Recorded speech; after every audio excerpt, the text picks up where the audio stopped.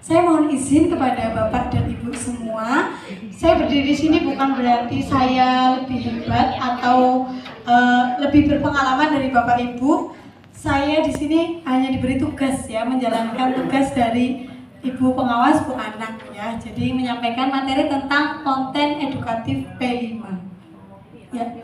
P5 ini pasti tidak asing untuk Bapak Ibu semua ya. Nah, saya Juliati dari SD Negeri 1 Sudagaran. Ada yang satu korwil dengan saya, korwil Banyumas. Pak Arif itu ya. Oke. Sebelumnya tadi saya ngajar di Al Irsyad ya. Jadi saya baru pertama Bapak Ibu untuk sejak bulan Juli saya baru masuk ke SD Negeri. Kemudian saya juga kemarin baru pertama ke Dindik ya. Jadi desa banget ya, dan ini pertama kali bertemu dengan Bapak Ibu guru hebat semua di sini. Tepuk tangan untuk Bapak Ibu. Ya, saya berdiri di sini salah satunya karena saya membuat konten. Ya, Bapak Ibu, saya berdiri di sini bukan karena saya lebih hebat. Di sini salah satunya adalah karena saya membuat konten. Mungkin Bapak Ibu nanti bisa lebih semangat lagi membuat kontennya ya, karena seperti yang Bu Mel kemarin sudah sampaikan bahwa luar biasa nih, konsentrasinya minimal nih. Ini nih banyak, coba urut semuanya dari ujung.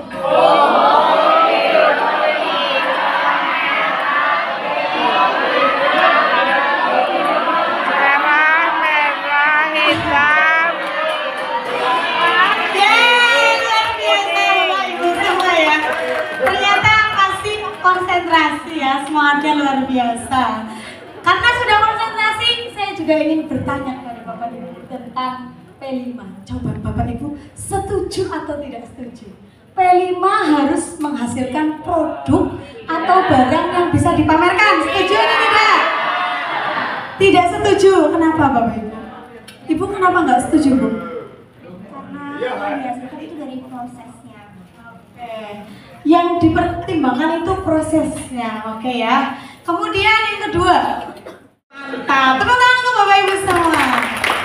Nah, karena Bapak Ibu sudah satu persepsi dengan pengalaman saya itu berbagi praktik baik terlihat sederhana untuk kita. Loh, berbagi praktik baik kadarmu nandur kangkung tok. Padahal di luar sana mungkin guru-guru sedang mencari apa ya, aku bikin apa ya, ada yang bingung guru-guru di luar sana. Dengan kita membuat video kontennya, otomatis guru-guru yang ada di luar sana mungkin bisa mengambil manfaat dari konten yang kita buat. Sehingga apa yang kita laksanakan itu bisa bermanfaat untuk banyak orang. Dan yang terakhir ini ya Bu, P5 itu sering dilombakan. Coba Bapak Ibu ingat, ketika ada GTK inovatif, komen lucu bisa jadi judul video Bapak Ibu. Bapak Ibu lagi ngajar, kasih tulisan yang tadi keresahan yang ada di komentar tadi. Gitu ya Bapak Ibu ya. Jadi cari idenya dari mana tuh keresahannya.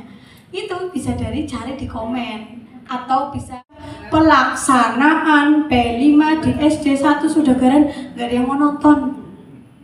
Karena itu tuh info kayak cuma buat kayak kemarin Bu Mel bilang, kalau sifatnya info kayak gitu doang, kayak seolah-olah oh itu kegiatan dia gitu doang. Walaupun isinya sama, kalau judulnya 5 detik awalnya udah beda, itu akan mengundang. Oh ternyata begini pelaksanaan P5 yang benar. Kalau judul 5 detiknya kita buat seperti itu, otomatis orang-orang akan kayak gimana sih, coba diklik.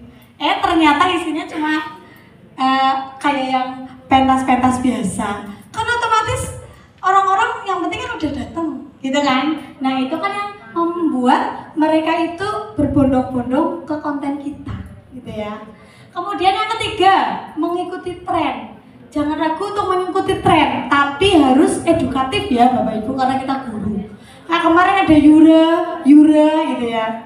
Yura maaf aku nggak bisa kalau P5-nya gitu-gitu doang gitu ya. Misalkan kan otomatis itu sesuai dengan tren tapi masih relate ya dengan kebutuhan dari konten kita, seperti itu.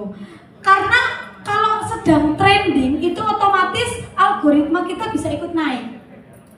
Saya itu dapat followers banyak itu bukan dari proses yang lama banget. Saya baru mulai 8 bulan yang lalu Bapak Ibu Instagramnya untuk dibuat konten-konten edukasi. Tapi karena saya ikuti tren, kalau lagi ada tren gitu saya ikutin ya otomatis algoritmanya terbaca seperti itu. Kemudian berikutnya ada CTA, ada call to action. Call to action itu apa sih? Jadi kayak tadi contohnya, misalkan kita bikin konten P5 judulnya cuma kayak gini doang. Pelaksanaan P5 di SD 1 Sidagaran kayak tadi ya. Itu kan nggak ada call to action, terus gue harus ngapain penontonnya? Kan nggak ngapa-ngapain ya kan?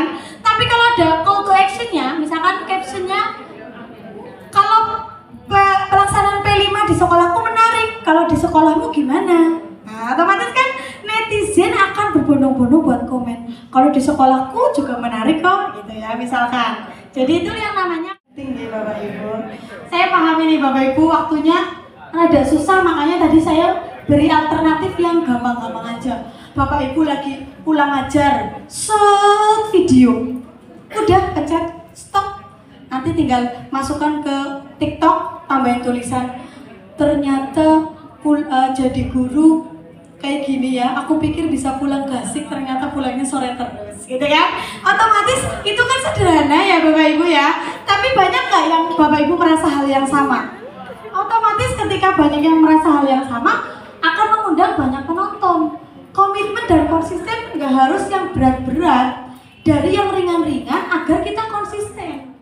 Kan Bapak Ibu banyak ya kesibukannya ya di sekolah, mungkin banyak yang ada ANBK, ada lagi apa ya, Sulinjar, kemudian akreditasi lagi ya. Maka harus manajemen waktu yang baik, punya jadwal lah buat membuat konten. Oke, contohnya nih, ini contoh judul yang nanti Bapak Ibu bisa buat. P5 ngabisin banyak biaya, gimana dong? P5 nggak harus menghasilkan produk, emang boleh. Ternyata cukup 1 kali bikin modul ajar P5 loh dalam 1 semester. Bikin modul ajar P5 cuma 1 menit langsung jadi. Nah, salah kaprah, ternyata P5 yang bener kayak gini. Nah, ini kan judul-judul kayak gini, ini ngehook ya Bapak Ibu.